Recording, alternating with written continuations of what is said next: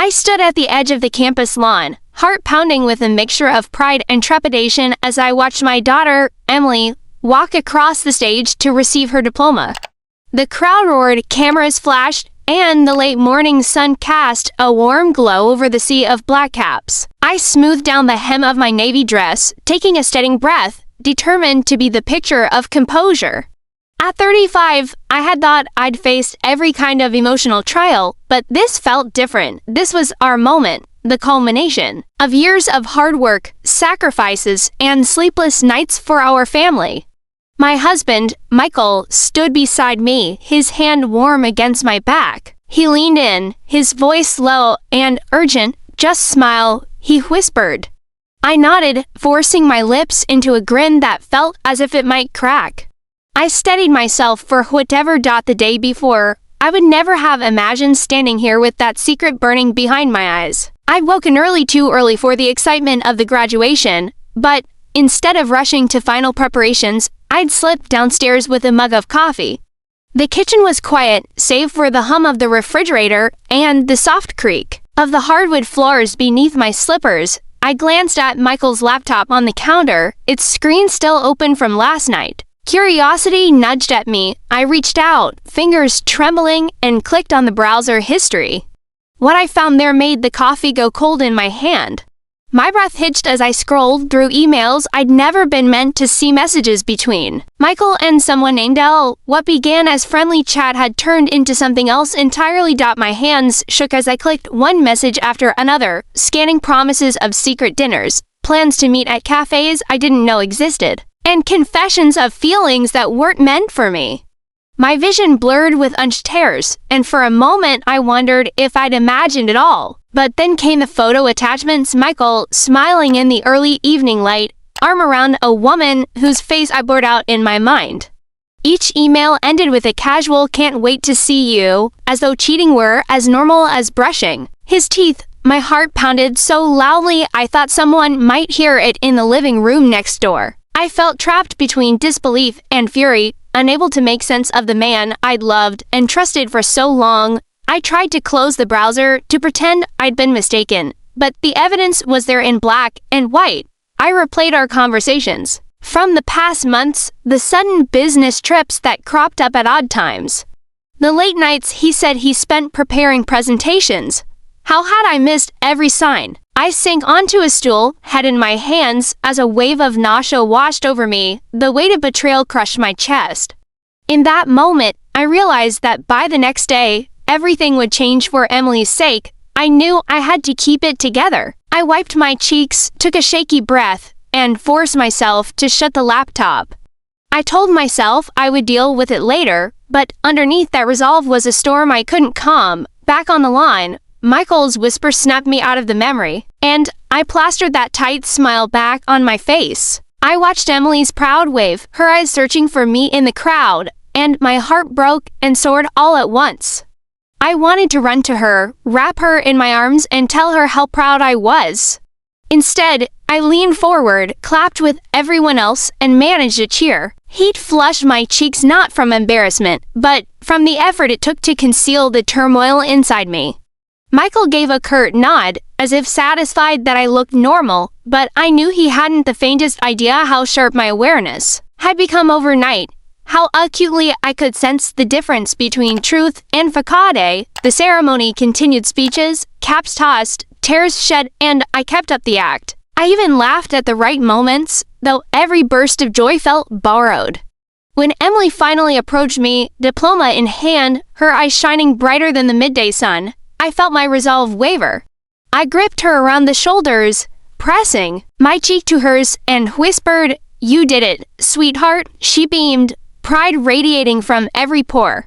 I knew then that I couldn't let this secret poison her moment. She deserved a celebration untainted by adult mistakes. Yet as I watched Michael photobomb her grin, oblivious, I felt a line drawn between us, between what I must protect and what I must expose. After the photo frenzy died down and guests began drifting toward the reception tent, Michael slipped an arm around me and murmured again, "You're doing great." His tone was affectionate, but my silence was sharp. I couldn't respond because any word might betray me. Inside, I was plotting. The conversation I knew had to come, but timing was everything.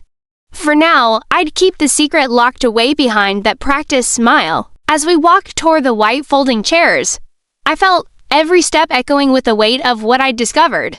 And though my face held the perfect expression of a proud wife and mother, my heart beat in a rhythm of fear and determination. I had to decide, would I confront him now in front of everyone or wait until the guests had gone and the truth could finally break free? At the reception tent draped in white linen and wildflower centerpieces, I followed Michael through the milling crowd of well-wishers.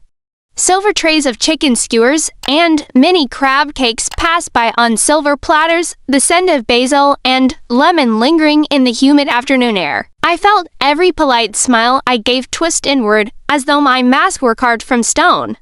My palms were slick against the stem of my champagne flute, the liquid trembling inside.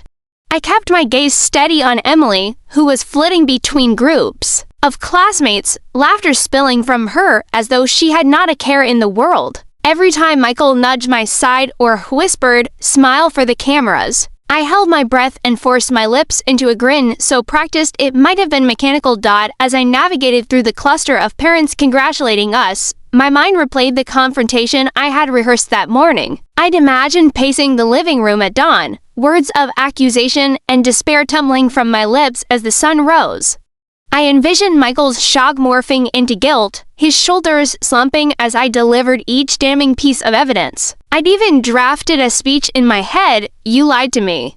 You betrayed our vows," but now, in this sweltering tent surrounded by fragile hopes and scraped-knee memories, that speech felt both too cruel and too delayed. I wasn't sure if I could summon it without shattering Emily's perfect day. I stole a glance at my phone, no new messages from Elle, but a calendar alert blinked on the lock screen. Dinner? 7 p.m. I recognized the reminder tone. It came straight from Michael's account. My chest tightened. I thought of the text thread I'd glimpsed only hours before, the arrangement of secret Saturday dinners at bistro tables I had never set foot in. I swallowed against the rising bile in my throat. Every ticking second brought that dinner closer, underneath the roof of our own home. While I pretended nothing had changed, a group of Emily's teachers greeted us warmly as we approached the dessert table. They lavished praise on her essays, her leadership in the poetry club, her dedication to volunteering. I nodded and accepted compliments, but each kind word felt like a pinprick against my chest. My mask chipped a little more with every handshake. When one teacher asked, "How does it feel to watch her grow up?" I managed to plant my feet and answer, "It's everything I ever dreamed of." On the inside, my heart quivered with the weight of secrets I might not carry for much longer. I managed to laugh lightly when one of Michael's old college friends recounted a tale of his notorious late-night study sessions. The friend's eyes were bright with nostalgia as he toasted Michael for finally achieving success, and I raised my glass in return. But as the crowd's merriment swelled, so did the knot of dread in my stomach. Each moment of levity felt stolen from the truth I held captive in my pocket, the laptop still humming with betrayal at home, the emails waiting unread, the evidence gathering dust like a silent witness. The midday sun had softened into a golden glow by the time guests drifted toward folding chairs to watch Emily open gifts. I slipped outside the tent into the warm breeze carrying the distant hum of traffic from the nearby boulevard, the universities. Gothic spires stood dark against the sky, ivy clinging to weathered stone. I pressed my palm against a wrought iron railing, inhaling deep, tasting salt and grass and the faint aroma of sunscreen. My heart pounded so fiercely that I half expected the railing to vibrate. I closed my eyes, willing myself to calm down. But the evidence from yesterday played on an endless loop. I rested my hand on the cracked wooden railing of a small patio overlooking the quad. Below me, students in caps and gowns clustered in small groups, snapping selfies, tossing confetti. I thought of the moment I'd first fallen for Michael Howe. His lopsided grin had lit up a rainy college corridor and wondered how one person's love story could twist into this mess of deceit. I thought of my own vows, to cherish, to protect, to remain faithful. Betrayal felt like a violation not only of those words but of my safest self, the version of me who believed in promises, I knew Michael would be waiting inside by the punch bowl, the very place where he'd always flirt with me on New Year's Eve. I pictured him leaning in for a hug, murmuring how flawless the event was, how proud he was of our daughter and of me. My stomach churned at the thought of his casual affection, delivered with the same ease he'd shown this unknown Elle. I imagined pulling him aside, demanding explanations in front of everyone, or perhaps whispering in his ear what I'd found, knowing it would tear both of us apart. Instead of returning immediately, I let my mind wander to the kitchen where I'd spied his messages. I pictured the screen laid bare, threads of longing, plans whispered under the clink of wine glasses, the tantalizing promise of stolen afternoons. Each memory chipped away at my composure until I was teetering on the edge of a revelation that could ruin everything in a heartbeat. Should I demand honesty here, in the rose-scented tent, or wait until after we'd tucked Emily into bed and the hush of night might shield her from our implosion?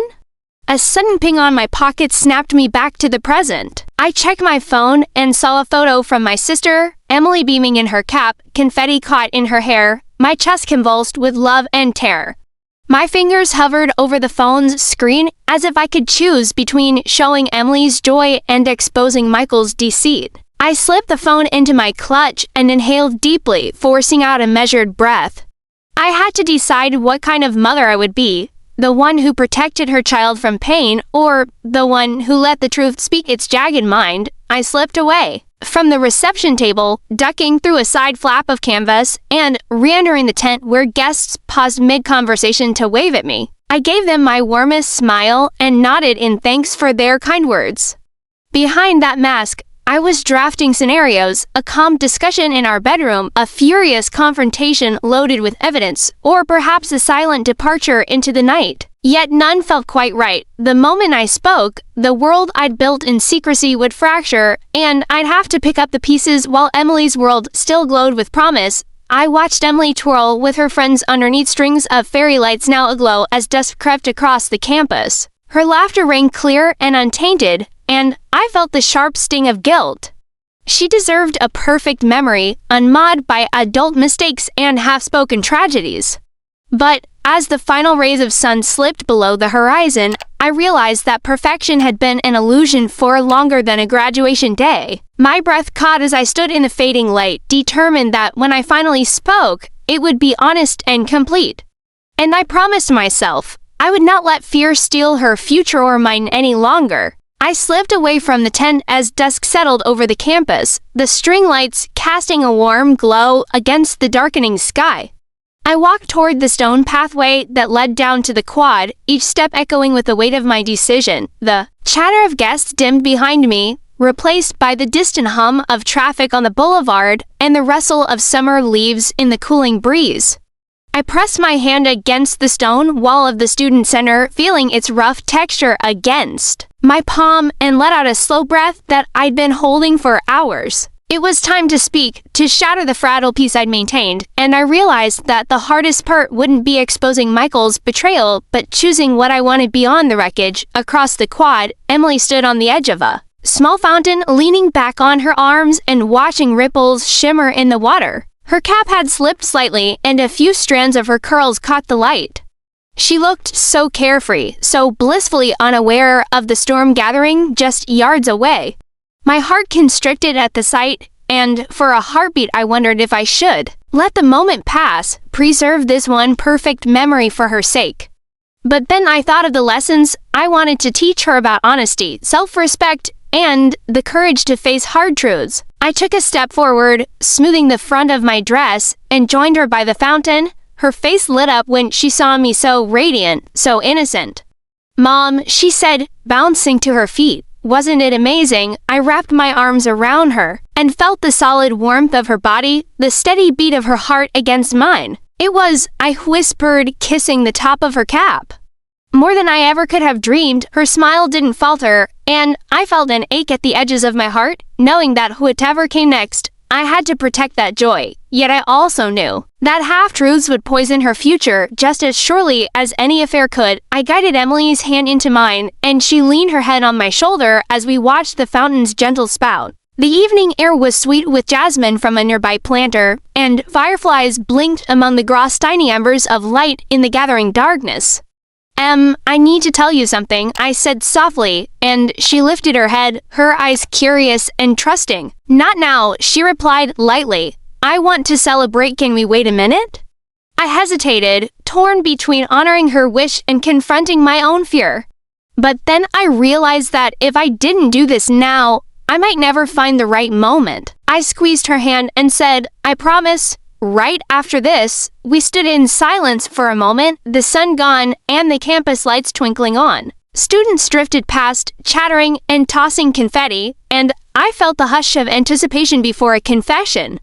I drew in a shaky breath, stilled myself, and said, "You know your dad, and I love you more than anything. You're our world. But I found something today. I found some messages on Dad's laptop." Her brow furrowed, and she pulled away slightly, searching my face. "Messages?" she echoed. I nodded, tears glinting in my eyes. "I saw that he's been meeting someone else. He's been lying to both of us." My voice caught on the last words, and I pressed a hand against my mouth, ashamed at the hurt flashing in her eyes. She stared at me for a long moment, as if trying to reconcile the mother she knew with this woman standing before her. The fountain spray hissed softly in the background, and the distant sound of a violinist playing at the reception mingled with the chirp of crickets. "You what?" Emily's voice was small, fragile. I crouched to her level, gathering her hand in mine. "I'm so sorry, sweetheart. I didn't want to tell you on your graduation day, but I couldn't keep lying to you or to myself." My tears spilled over, and she squeezed my hands, confusion and grief shining in her gaze. "Mom, are you okay?" she whispered. I shook my head, blinking away tears. "I will be, but I need you to know the truth." I told her about the laptop, about the emails, about the dinner plans, and the hidden photos I spared no detail of. My own shock, my sorrow, and the way I'd forced a smile at her ceremony. As I spoke, I saw her small world crack open, and my heart broke all over again. But I also saw something else flicker in her eyes: empathy, the first spark of understanding that life's complexities don't vanish with a diploma. When I finished, the night air felt heavy and cold, and the fountain spray seemed suddenly thunderous. Emily wrapped her arms around me, her head spinning with unasked questions. "Why didn't you tell me sooner?" she asked, voice quivering. I held her tight, stroking her hair. "I wanted to protect you, to give you this day without pain. But I see now that the truth is part of who we are, and hiding it only makes it harder." She nodded against my dress, the lace tinting with tears. We stayed like that for a while, listening to the campus settle into nighttime. When she pulled away, she wiped her eyes and took a steadying breath. "What are you going to do?" she asked. I inhaled, answered with a calm I didn't feel. "I'm going to talk to your dad tonight. We're going to figure out what this means for all of us, and whatever happens, I promise you'll be our priority." She nodded again, and I felt a fierce pride at her strength. We rose together, dusting off imaginary confetti from our clothes, and walked back toward the tent. The reception was winding down, chairs stacked in corners, dishes cleared away. Michael stood by the punch bowl, his shirt untucked and tie loosened. Scanning the crowd, I took Emily's hand and guided her in front of him, so he couldn't see us first. When he turned, his eyes widened at our joined hands. The questions on his face were loud and unfiltered in the quiet tent. "Michael," I said, voice steady. Emily stood beside me, pale but resolute. I met his gaze without faltering. "I found your messages." He took a step back, shock etching lines in his forehead. He opened his mouth, but no words came. I let the silence stretch, charged with betrayal. Finally, I said, "I want to understand why. I want honesty, and I need to know where we go from here." His face flickered with guilt, then fear, as he realized the world he'd tried to keep secret was slipping through his fingers. Emily watched us both, her expression a mixture of hurt and fierce love. I wrapped an arm around her, pulling her close. Then I turned back to Michael, and in that moment, I felt a quiet power. The night air, perfumed by summer blooms, seemed to hold its breath. I didn't know what would come next of worse, forgiveness, or something in between, but I knew the path forward began here, with truth. And as I looked at my daughter's brave face and my husband's broken one, I knew that whatever storms lay ahead, we'd face them as honestly as we could, for Emily's, Saki, and for mine, the secret had to end and our real story would begin.